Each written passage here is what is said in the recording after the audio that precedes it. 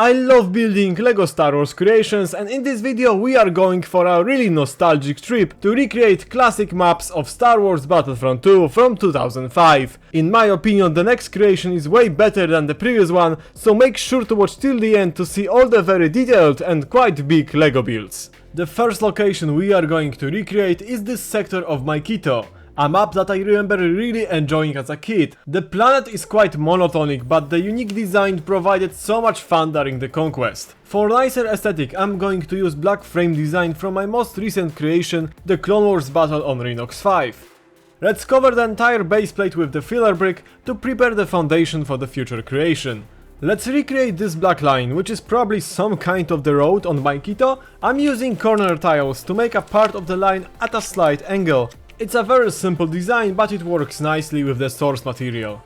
It's time to create the ground, which is just grey. There are almost no details here, but I'm going to try my best to make it a bit more interesting by adding a nice texture while still maintaining accuracy to the game. Let's cover the rest of the ground area. Similar to the previous section, I'm using variety of light bluish grey tiles, plates and modified bricks, as well as I'm putting bits of dark grey to add a bit of needed detail and color contrast. So funny thing, the ground I have just made, it didn't feel right. There was too much of unnecessary angles, so I reworked the entire ground with more basic elements, which resulted in a much more cleaner look. The command posts are an integral element of the conquest mode, so let's quickly design one and let's add a bit of red color to reflect that this command post is under CIS control.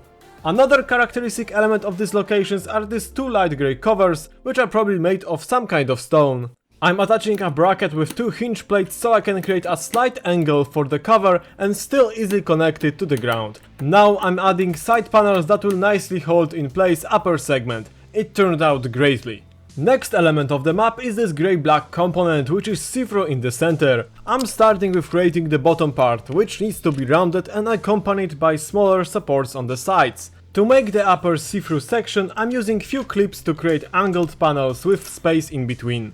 To complete the top section, I'm adding a few angled cones that will create the upper structure. I'm glad how nicely these three elements bring the map to life. It's time for the most complex element of this location, so this half-destroyed building, which we are going to place in this area. Let's add two components that represents the rubble inside of the building, and let's reinforce the back as well as the front for stronger supports. I'm going to make an interior wall with some lights as seen in the game, using simple combination of white and grey parts. Let's add them both to the creation. Now I'm going to design one of two entry points. I'm using brackets to accurately represent the angles, and I'm creating simple but nice looking texture using tiles and ingot pieces. Let's copy the design for the second entrance, and let's add them to the building. Then let's work on this gap in the middle.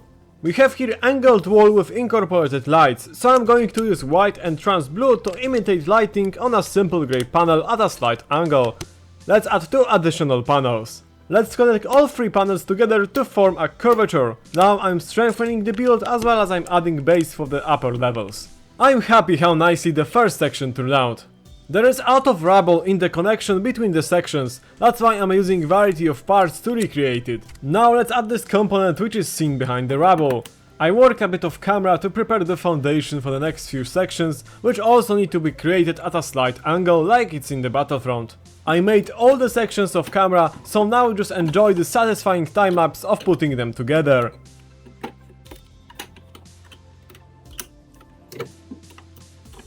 So there's one more thing we need to make, this part of the destroyed building. I'm using various pieces to achieve quite chaotic but consistent look of the destroyed section.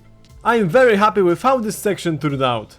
AT-RT is a consistent element of many maps from the game, so I would really like to include one in our My Kito diorama. My own version of LEGO AT-RT I designed almost 5 years ago, and it's a high time for a fresh update. So after a few hours I came up with this design, which I'm pretty happy with. I would only prefer the front panels to be a bit thinner, but it still works nicely. And now let's add the minifigures to the diorama.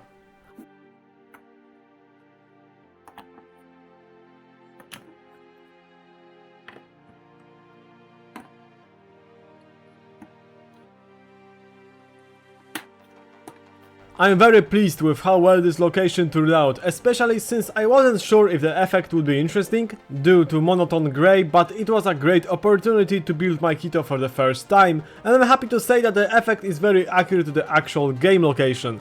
And now let's jump into the next great creation. For the second location we are traveling to Kashyyyk to do something about the joint attack on the Wookiees. This map has so many iconic locations, but I think one of the most memorable is this large wall protecting the furthest Republic command post. Here is a quick look on the layout for this build. Let's elevate the terrain to make it more accurate to the game. The terrain itself is a mix of grass and sand, so I'm going to use various tiles and plates in combination with tan, dark tan and dark green color to faithfully recreate this terrain.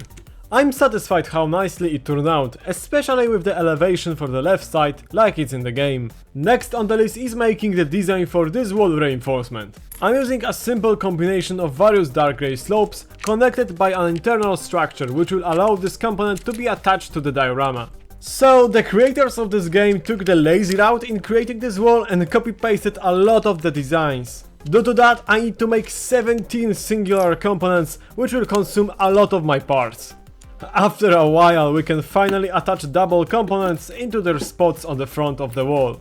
Let's start working on this segment, which is very simplistic on the sides, but has many angled panels on the front. In order to make highly resembling wall, I will mix various dark and light grey parts to recreate required textures and shapes. The same process I'm repeating for the left side to achieve accurate look to the game. I'm quite satisfied with the effect so far. Let's start recreating the center segment, which is mostly made of wood. To do this I'm making a support structure to put all the wood panels later. I finished the rest of the structure off camera, so now we can focus on the panels. I'm attaching vertically a mix of tiles and plates to recreate the panel texture from the game.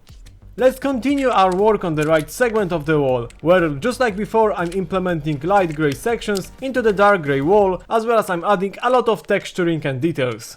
Now we are going to add supportive structure for the upper segment of the fortification. Let's attach previously created segments of reinforced sections. Once this is done, let's continue raising the right section to bring it in line with the rest of the build. On the top of the fortification are available special positions for the troopers with cover. We are going to recreate one of them for the right segment. I'm creating upper structure with a simple gap in the middle for the trooper to shoot. On the top of the section I'm creating a slope like it's in the game. Let's add double segment of reinforced sections. I'm so happy with how nicely this turned out. Using similar style, let's complete the left side of the fortification, but this time a bit smaller without trooper position. Let's add last double segment. With left section finished, let's turn our attention to the beach section. In front of the entrance there is a lot of little bushes and grass, so I'm utilizing various LEGO plant pieces to create dynamic but not too crowded areas of vegetation. It's time for the most fun part, the minifigure placement.